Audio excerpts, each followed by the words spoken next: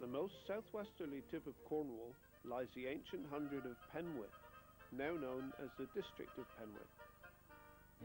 Called the Granite Kingdom by the Cornish poet D.M. Thomas, Penwith is a wonderful mixture of rocky outcrops, sheltered coves and delightfully wooded valleys.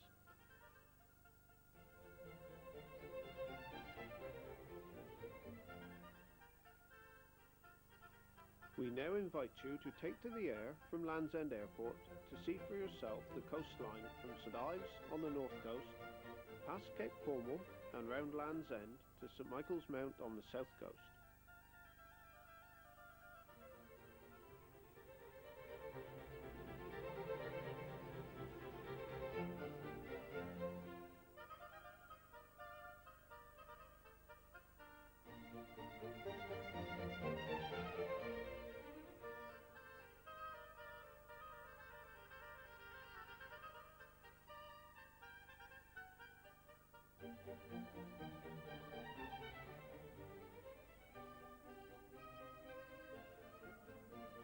Our journey starts at St Ives, that most popular of holiday destinations.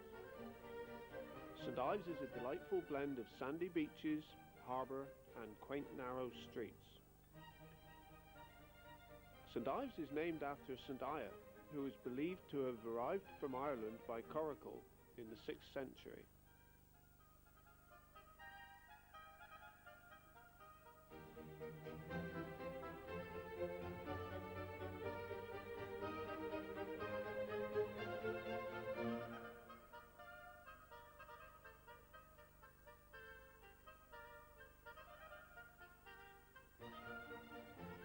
In the top of the picture, you can just make out St Michael's Mount, our eventual destination.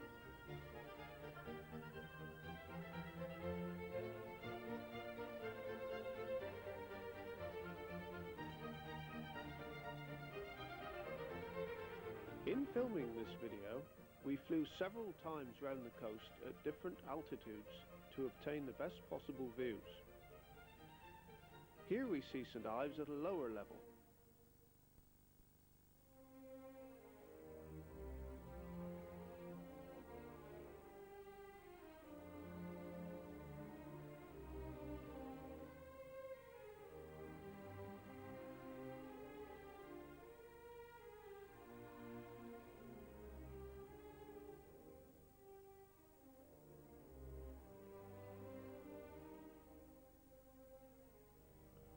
From our viewpoint, Porthminster Beach is on the left of the harbour and Porthmere on the right, with St Ives Head, or the island as it's known, in the foreground.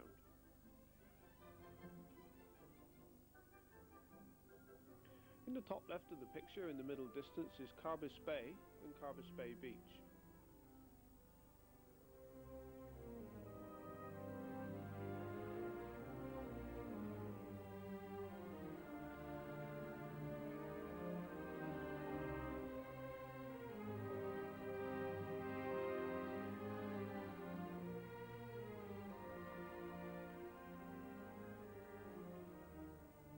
With Clodgy Point in the foreground, we leave St Ives and head down the north coast towards Land's End.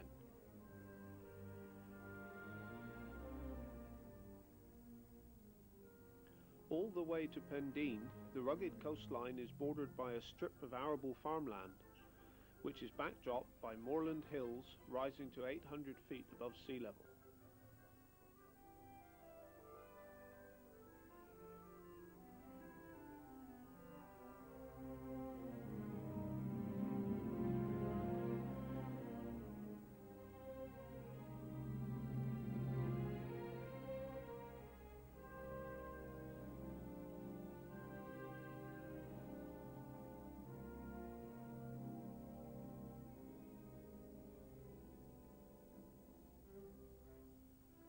The low-level flight gives dramatic views as we pass River Cove, heading down the coast, flying directly over the Carrick Rocks.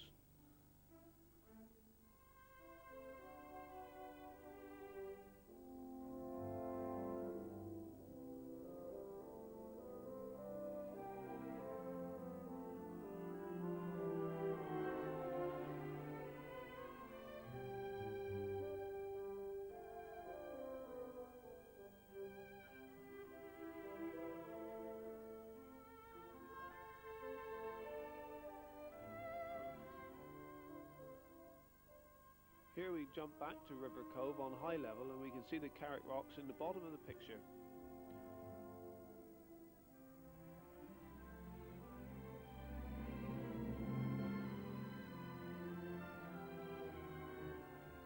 In the centre of the picture now, the inshore inlet is Wicker Pool.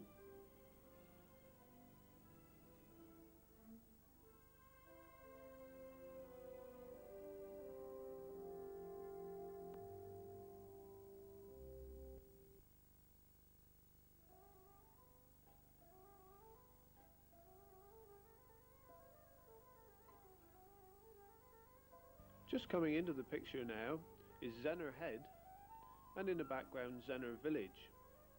The famous Zenner Koit is a 4,000-year-old Neolithic tomb.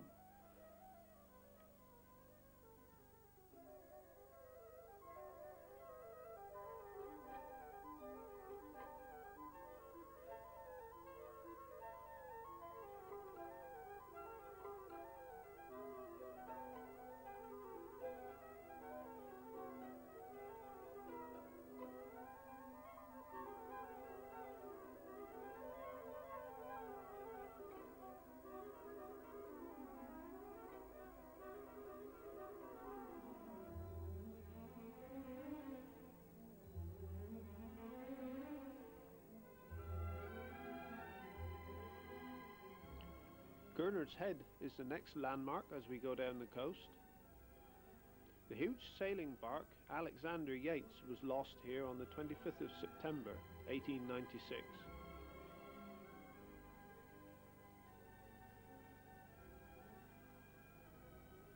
A low-level pass over Gernard's Head shows off its distinctive shape. The white water around the cliffs is caused by ground sea, an Atlantic swell which almost continually pounds this part of the coast.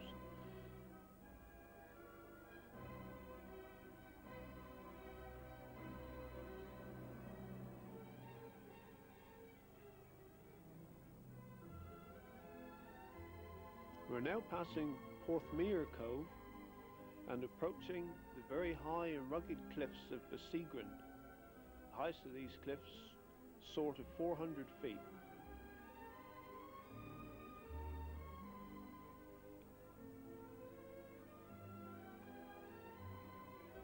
Just coming into the picture now is Commando Ridge, named after the commandos who trained here in the Second World War.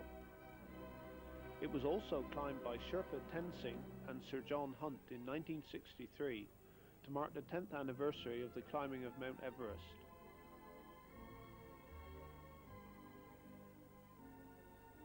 Morva Village and Morva Church just visible at the top of the picture.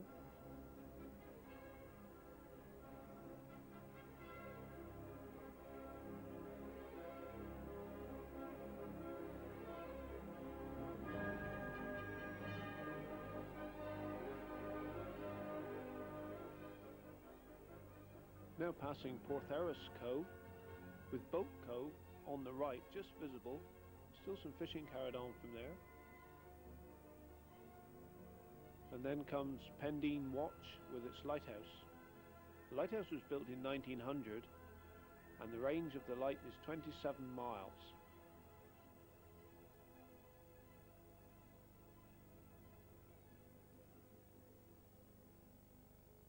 Here's a high-level view with Besegrund Cliffs just going out of the picture on the left and Morva Village on the right.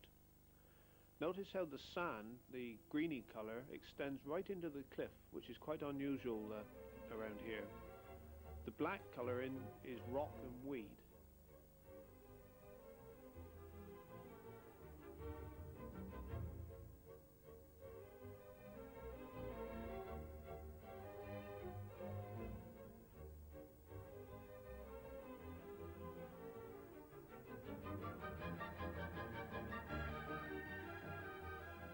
The very high ground inland starts to level off somewhat after Pendeen.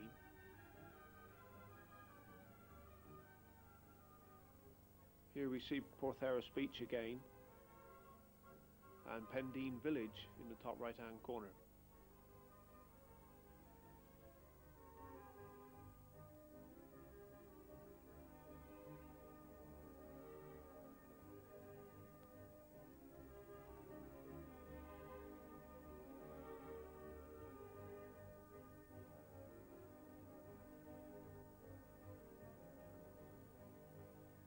Interesting to see how the tide funnels down just off Pendeen Point. The rough water in the foreground is all caused by tide going against the wind.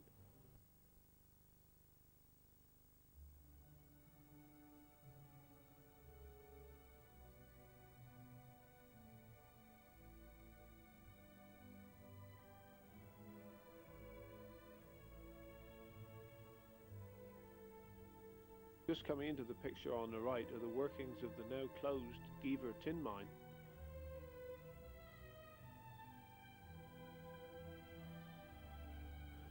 Have a lower level view of them there. Tin mining has been very important in Cornwall up till quite recently, and the coast between Pendeen and Cape Cornwall is scattered with engine houses and mine workings. This is a very rugged and inhospitable stretch of coast with no shelter whatsoever for small boats.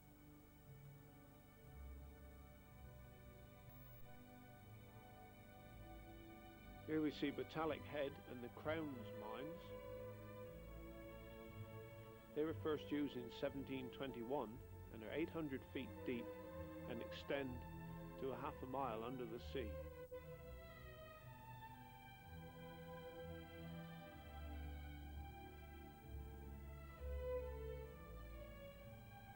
This point is Knigic Castle.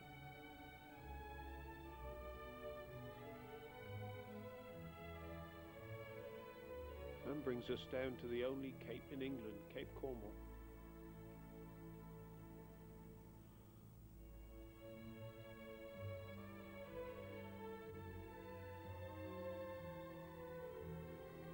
Here we have a high-level view of Cape Cornwall with Land's End in the distance.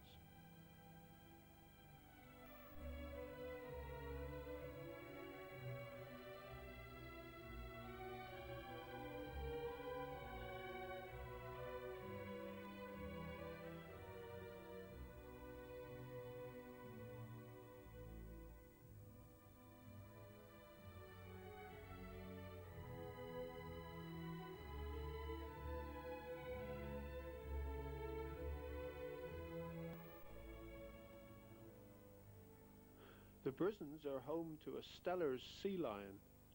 In what's considered to be a freak of nature, this chap should be living in the Bering Sea, but he's been on the Brisons for at least 15 years.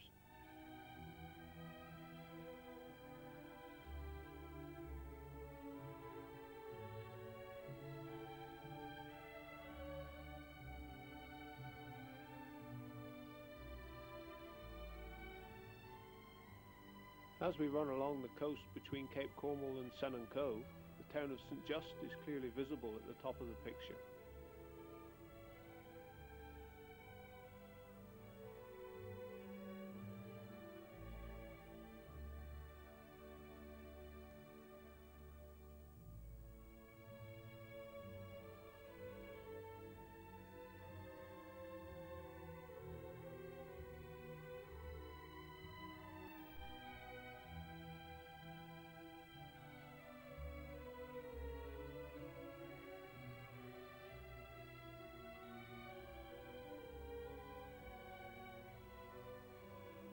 Just in the picture now is Gwenver Beach, one of the most famous surfing beaches in the country.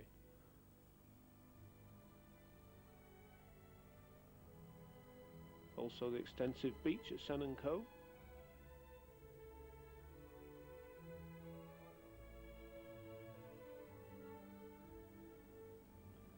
And the harbour and lifeboat station, protected by the high mass of Pedmondew Cliff.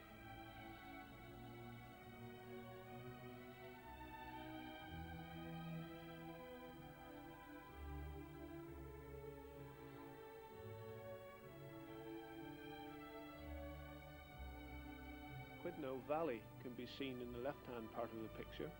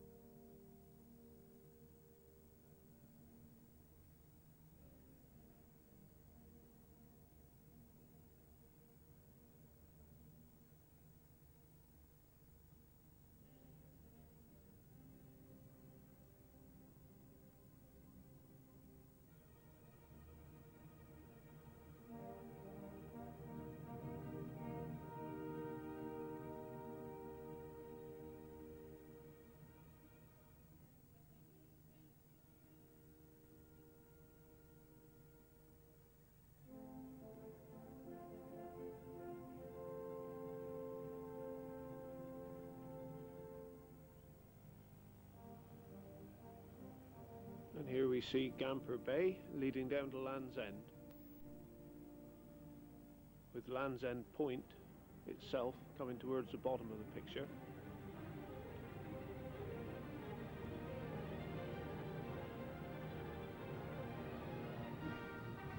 It's a low-level run past Land's End Point, known locally as the Pale,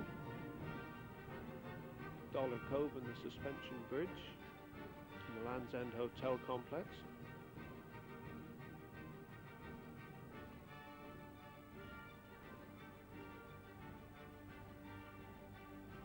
We'll go back to a panoramic view of the Land's End Peninsula itself.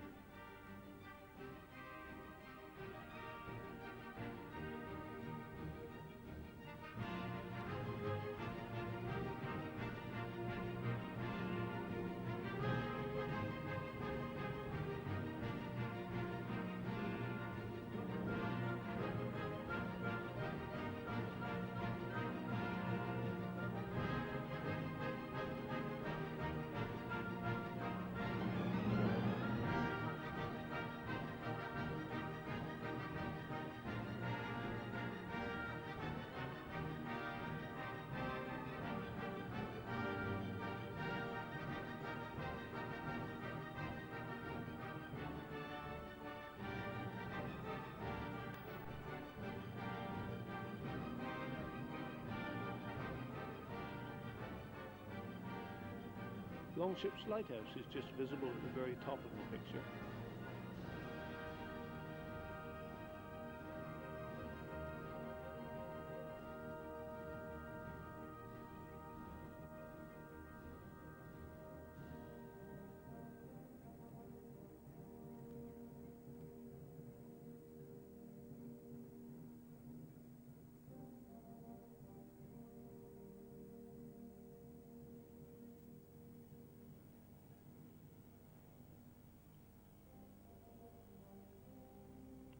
As we set off towards Gwenup Head from Land's End, notice the sun shining through the Arch of Ennis right in the middle of the picture.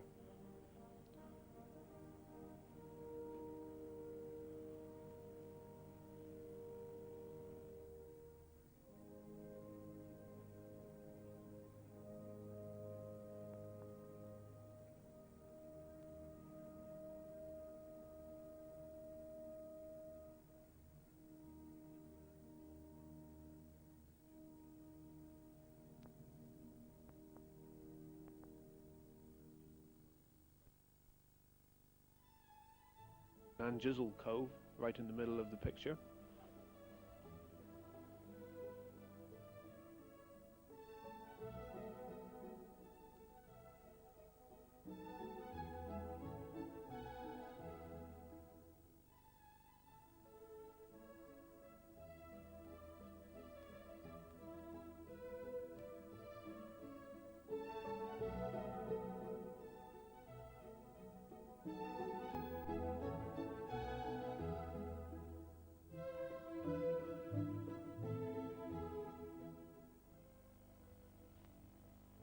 The cove on the extreme right of the picture is Port Lowe. It was here on the night of 14th of March 1905 that the full-rigged ship Khyber ran ashore. Only 3 of her crew of 26 were rescued, and the ship was destroyed in 15 minutes by the heavy seas.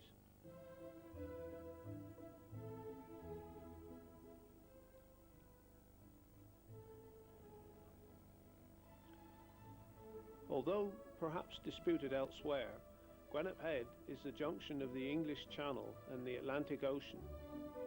Sea conditions either side of the head reinforce this argument day after day.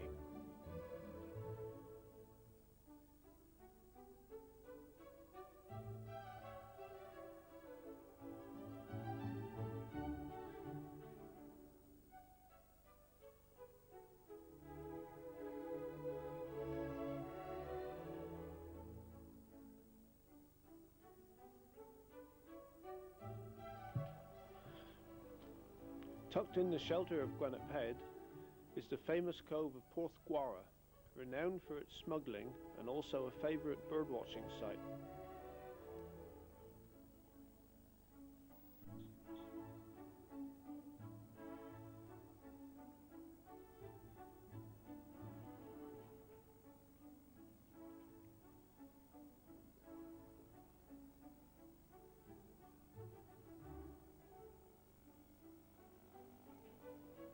On this low-level run from Land's End to Grenop Head, see Sennen village and the church in the top of the picture.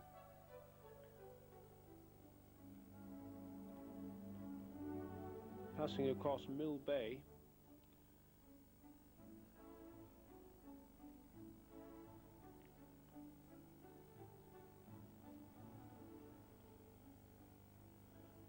and Pendower Bay, where seals breed in the caves.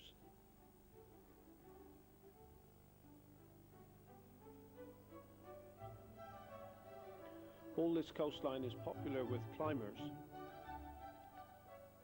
Many of the most difficult climbs in the country to be found on these cliffs.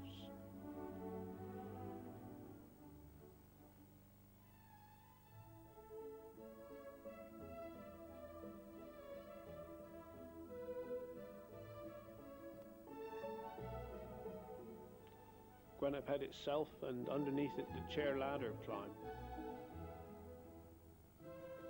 You notice on top the cliff the two day marks, which, when in line, as they're approaching now, are a mark for the Runnelstone Rock, which lies about a mile offshore.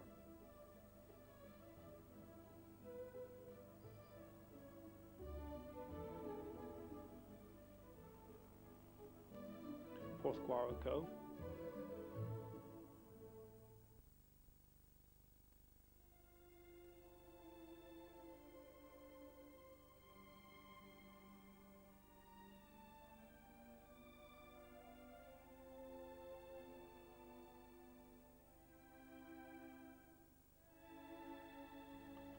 After the Wessex Point in the foreground, we can see St. Leven Church and Porthchapel Beach. And just around this headland, known locally as Pednymere, is the world-famous Minnoch Theatre, set in the cliffs just to the west of Porthgurno. Porthgurno, of course, is justly famous itself as a terminus for cables.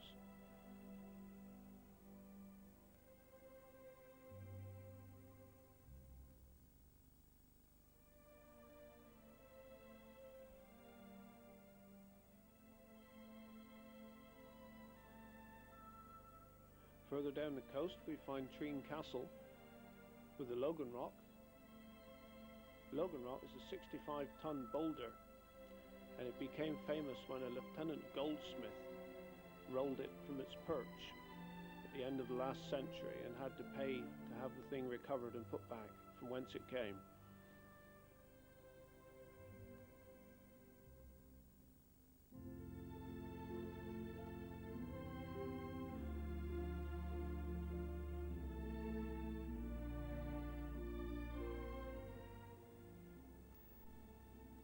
And this is Penberth Cove, charming and unspoilt fishing cove.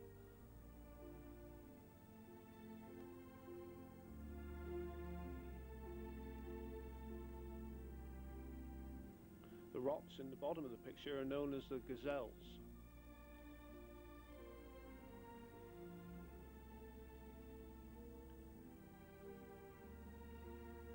This piece of coastline is quaintly called New England.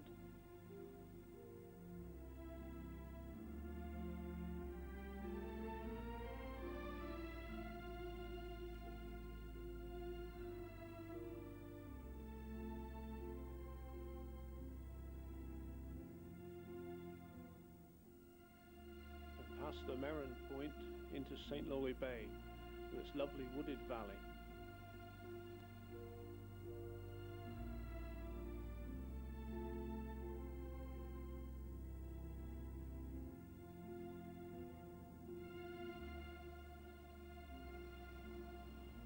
At the eastern end of St. Loe Bay is Carnboscoan Point. It was a shipwreck here in the 1960s that directly led to the establishment of Tatterdew Lighthouse.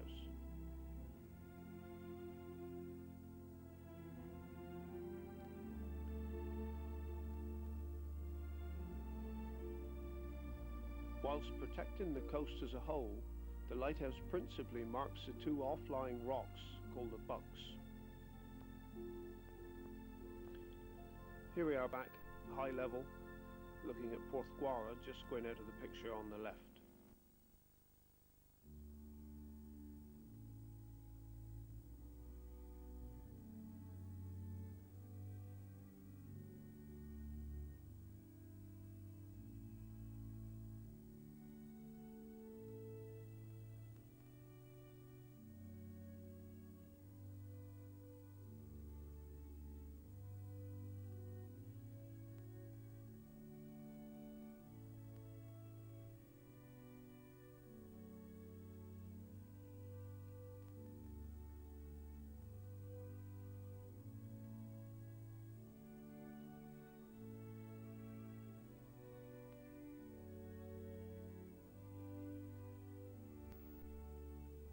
middle of the picture is Treen village, with Penwith Valley on the right.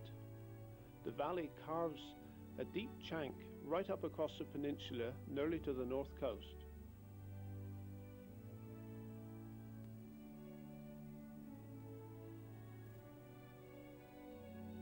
Coming into the picture on the right now is St. Buryan village up in the top.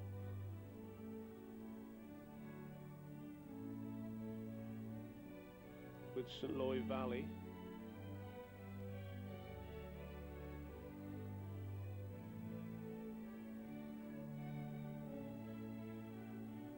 And the headland of Carnboscoan on the right.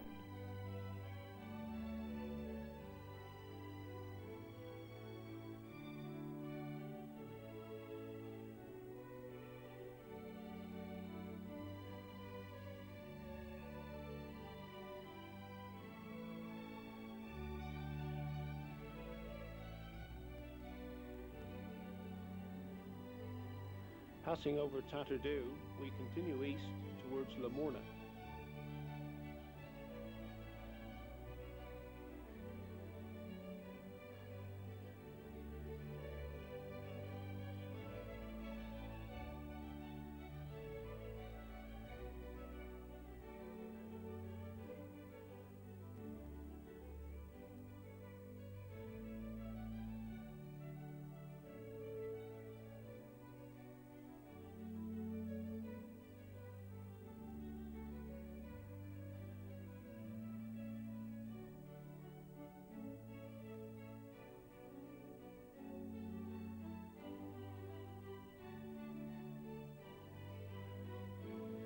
Granite quarried at Lamorna Cove was used to construct the South Embankment in London.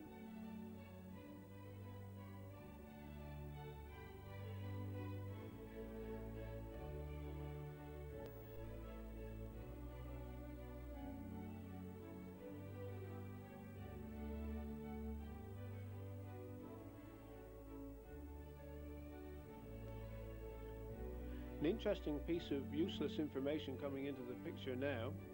This clump of trees is known amongst the fishing fraternity as the trees. One of the fishing boats says he's half a mile off the trees, he's half a mile off those trees.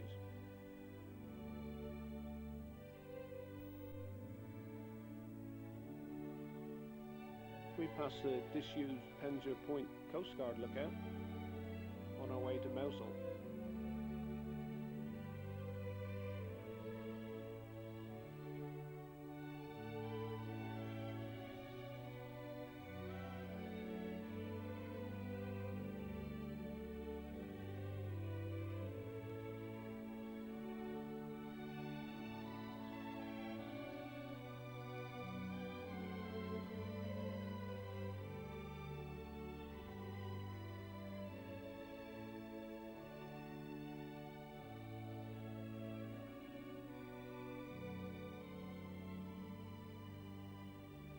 Mosul is still an active fishing village, and amongst its claims to fame are starry gazy pie served on Tom Bocot's Eve, which is the evening before Christmas Eve, and together with Newlyn for the wonderful Christmas lights erected every year.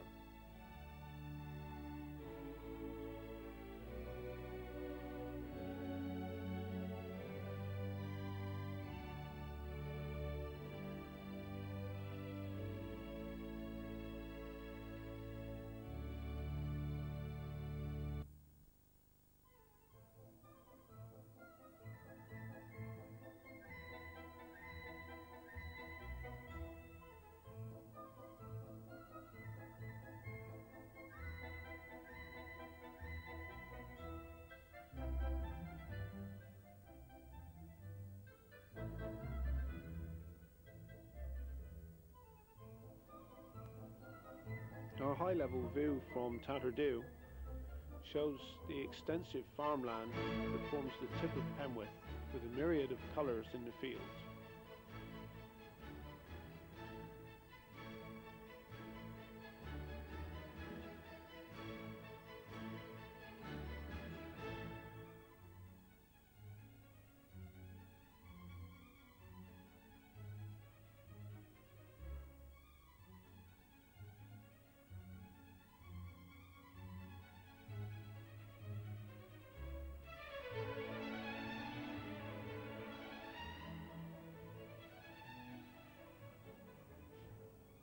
there are those trees again.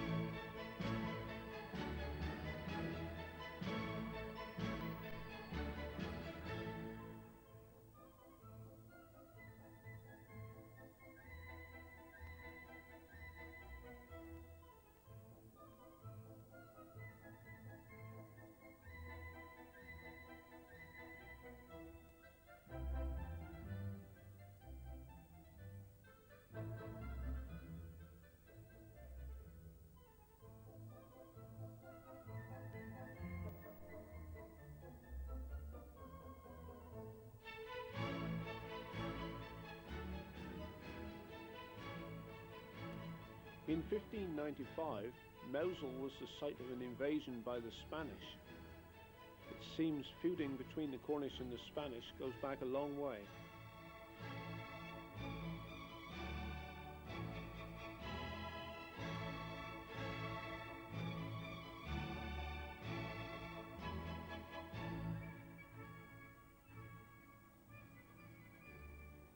Just coming into the picture at the top right is Paul village.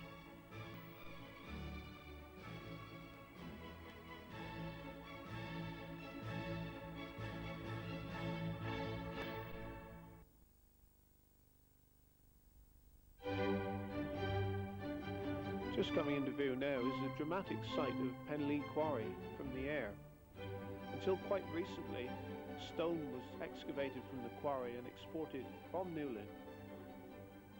And here is Newlyn, the biggest fishing port in England. And in the background is Drift Reservoir. And that brings us on to Penzance, with the Jubilee swimming pool prominent in the foreground. Penzance's most famous son, Sir Humphrey Davy, was born in 1778 and is credited with inventing the miner's safety lamp. Penzance is also the terminus of the Great Western Railway and still has regular scheduled services to London Paddington, and is also the destination of the longest scheduled passenger service in Britain, 704 miles in 10 hours from Dundee. Despite a bit of turbulence, at the top of the picture you can just make out St Ives Bay, our starting point.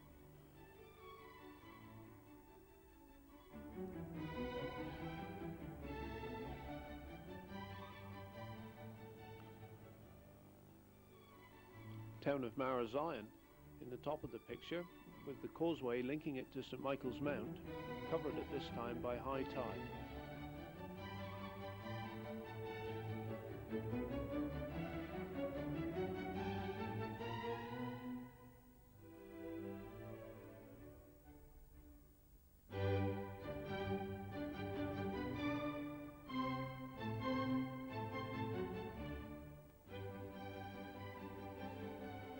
St Michael's Mount has since 1135 been a church, a priory, a fortress and a private home.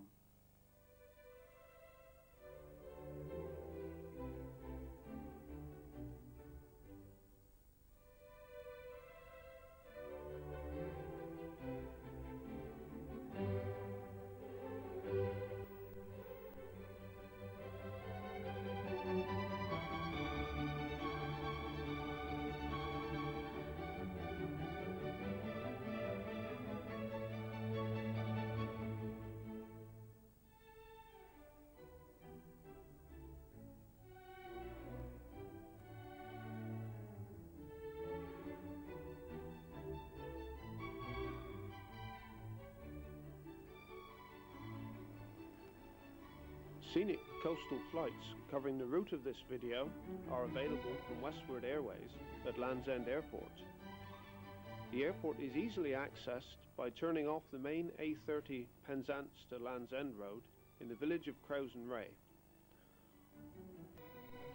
If you've already been on a flight, then we hope you're enjoying this souvenir.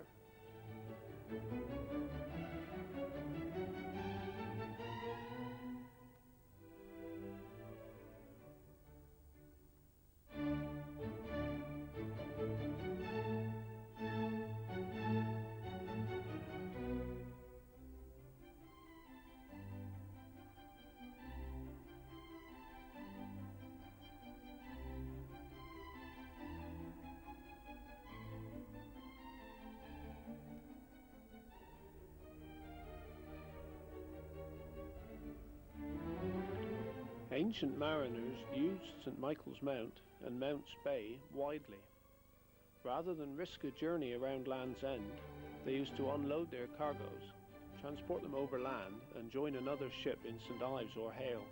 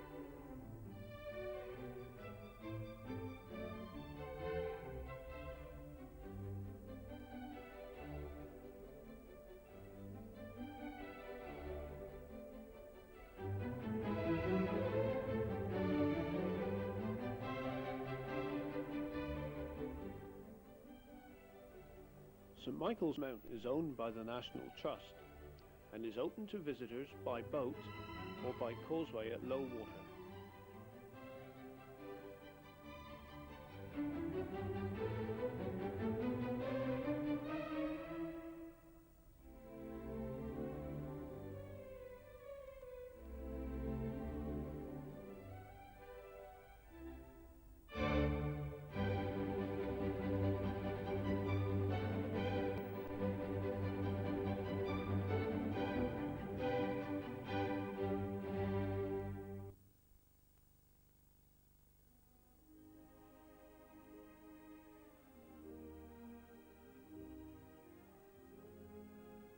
And we're now making our way back to Land's End Airport along the coast.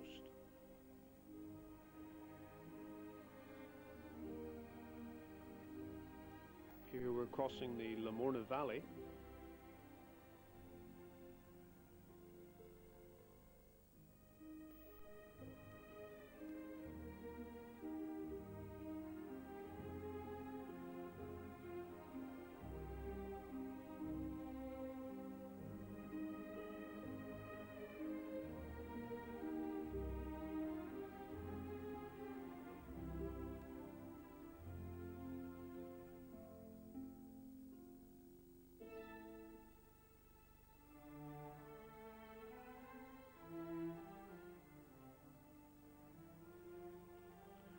Those are the Gazelle Rocks just to the east of Penberth Cove and Penberth Cove itself.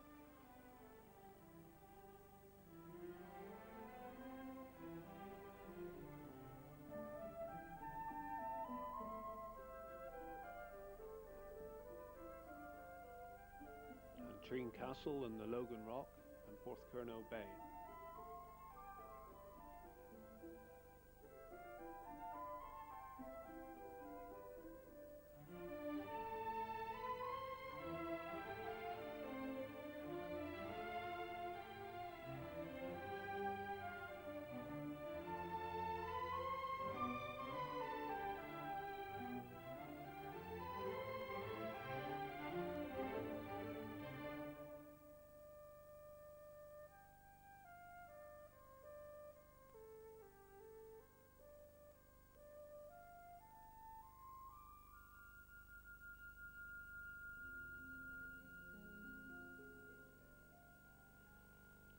The Longships Lighthouse, a mile west of Land's End, was built in 1873 and is now unmanned.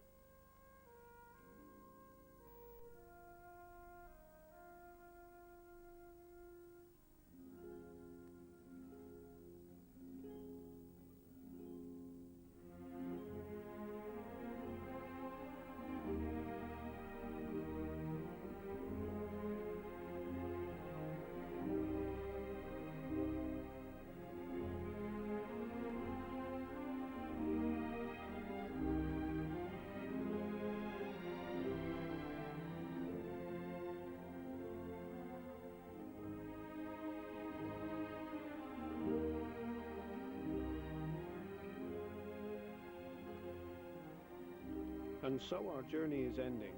We hope you've enjoyed seeing Penwith from the air. We now leave you with just a few picture postcard views of this beautiful coastline.